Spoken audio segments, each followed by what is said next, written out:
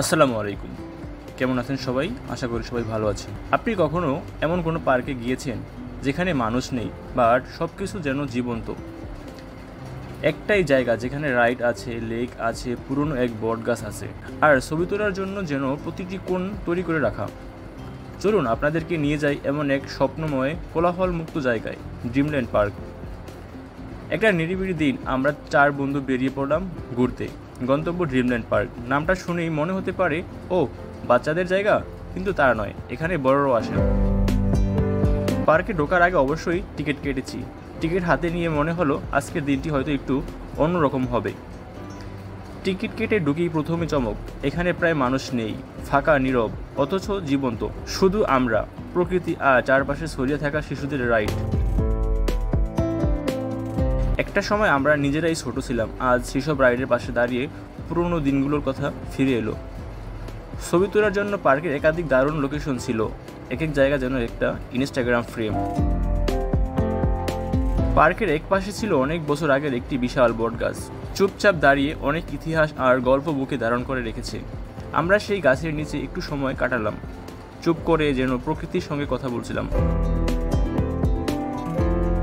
একটু চোখ বন্ধ করে ভাবুন তো, আপনার সন্তান ছোট একটা নৌকায় বসে লেকের পাড়ে ঢেউ শুনছে।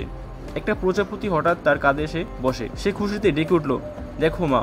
ওই ছোট্ট মুহূর্তগুলোই তো বাচ্চাদের মনে তৈরি করে বড় বড় স্মৃতি। শুধু স্মৃতি না, এই অভিজ্ঞতাগুলোই শেখায় পাখির ডাক, গাছের নাম, প্রকৃতির রং আর ছন্দ।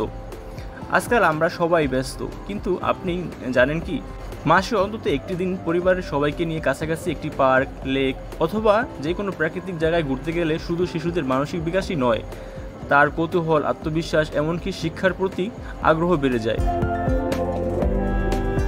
প্রকৃতির সাথে শিশুদের বন্ধুত্ব গড়ে তুলুন। স্ক্রিন নয়, সবুজ ঘাসে তারা দৌড়াক। মোবাইল নয়, তারা যেন গাছের ছায়ায় গল্প খোঁজে। আপনার একটি উদ্যোগ আপনার সন্তানের শৈশবকে তুলে ধরতে পারে আরও রঙিন, আরও প্রাণবন্ত। চলুন ঘুরে আসি পরিবারের সঙ্গে প্রকৃতির কোলাহলে।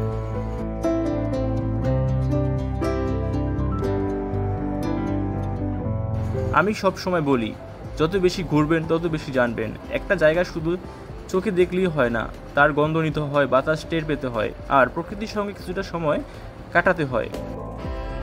এই পুরো ভ্রমণে আমাদের তেমন কিছু করতে হয়নি, শুধু সময় কাটিয়েছি নিজেদের মতো করে। আর এটাই আসলে সবচেয়ে বড় ব্যাপার। বন্ধুদের সঙ্গে এমন একটা দিন কাটানো মানেই স্মৃতির পাতা আর একটু বড় করা।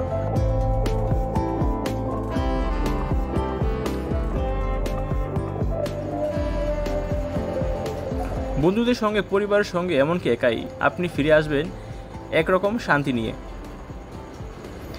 ভিডিওটি কেমন লেগেছে অবশ্যই কমেন্ট করে জানাবেন। ভালো লেগে থাকলে অবশ্যই লাইক, কমেন্ট এবং শেয়ার করবেন।